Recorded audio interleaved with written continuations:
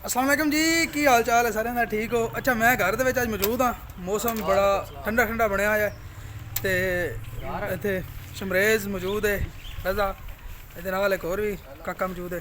ओए की करदा पिया?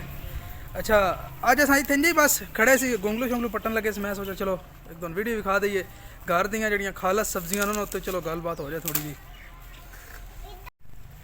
अच्छा जी, इधर आ मौजूद है अलियान साढ़े नाल। निकल आया, गड्डी टुर गई है। हैं की खांदा पिया? मूद खांदा पिया? ਇਹਦੇ ਨਾਲ दंद खराब हो जाते मूद नाल? नहीं खराब होंगे? अच्छा, और स्कूल आज क्यों नहीं गया?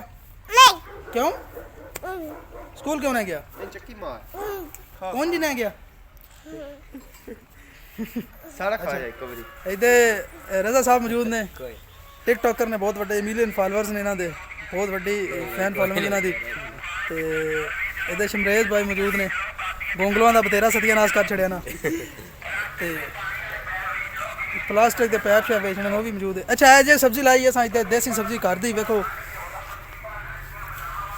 गोंगलू मूलियां ऑर्गैनिक सब्जी साफ घर च पौधे लाए सी, घर जगह बचती सी, मैं आख्या चलो सब्जी ला छड़िए। बड़ी बेहतरीन सब्जी बनी है। आ थोड़ी मिट्टी सटाई इत्थे, थोड़ा गाह लैवल ना आई तो उस वजह तो मिट्टी सटाई है, लैवल करनी हुण बेहतरीन करके दूसरा गाह लावांगे बेहतरीन जहा। क्या गोंगलू इतने थोड़े पट रहा, मैं चलो विखा दईए। चलते मैं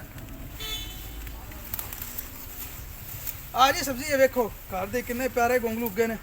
ते ये दुबई दे विच लई ते सी, यकीन करो 5-6 दरम 8-8 दरम तक जेड़ा ये किलो दे हिसाब होंदे हन। ते इत्थे अपने पंजाब दी सरखेज ज़मीन दे विच किवें उगदे ने। सिर्फ साडे लोग ना आलस कर छड़दे न, सब्जी लांदे नहीं, वरना साडियां ज़मीनां जड़ियां सब्जी बड़ी बेहतरीन उगांदियां। और अस इन्ने हाल के लोग हाँ कि जाके मुल्ले दी ले लई दी, अपनी ही लैनी होंदी। पर ईवन जी सब्जी उत्थे लभदी ओहदे विच जी ऑर्गैनिक होंदी ना, जी बगैर खाद दे, वो डबल प्राइसिस होंदियां ने। यह सारी तकरीबन ऑर्गैनिक जी। हाँ जी, चलो ठीक है, थोड़े चाचू जी सानू बुलांदे पे ना, फिर गलबात होंदी है। ते नेक्स्ट छोटे ना पट क्यों सत्यानाश पे करता है? टींदे क्यों, ध्यान कितने गया है? चलो ठीक।